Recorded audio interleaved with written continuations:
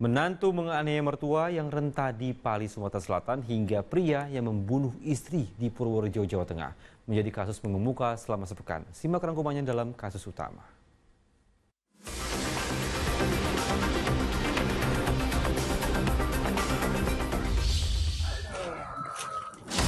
Seorang pria di Purworejo, Jawa Tengah ditangkap kepolisian setelah menganiaya istrinya. Nyawa korban tidak tertolong setelah mengalami pendarahan di kepala akibat hantaman benda tumpul. Di hadapan penyidik, tersangka berdalih cemburu dan menuduh pasangan hidupnya berselingkuh dengan pria lain. Atas perbuatannya, tersangka dijerat pasal penganiayaan berujung kematian dengan ancaman hukuman 15 tahun penjara. Di Pali, Sumatera Selatan, seorang wanita berusia 44 tahun tega menganiaya ibu mertuanya yang berusia 88 tahun.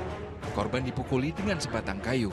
Pelaku yang baru 3 bulan tinggal serumah dengan orang tua suaminya itu berdalih kesal lantaran korban kerap buang air besar di dalam rumah. Insiden penganiayaan direkam dan diunggah warga ke media sosial. Selain menunggu hasil visum korban, polisi telah meminta keterangan 2 saksi. Tersangka kini mendekam di balik jeruji dan terancam hukuman 5 tahun penjara.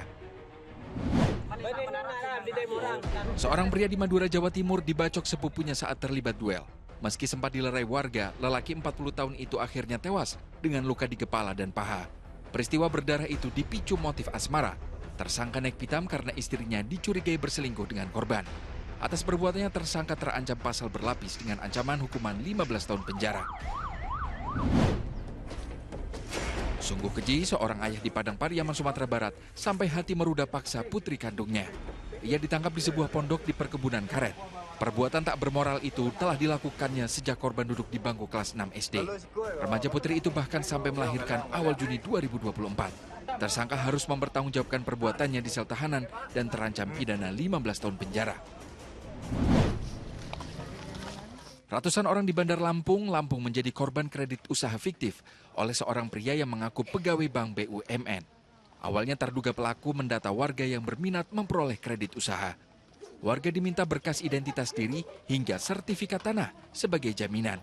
Uang pinjaman tak kunjung diperoleh, warga justru didatangi juru tagih utang, diminta membayar angsuran. Kejaksaan Negeri Bandar Lampung kini tengah menindaklanjuti laporan para korban.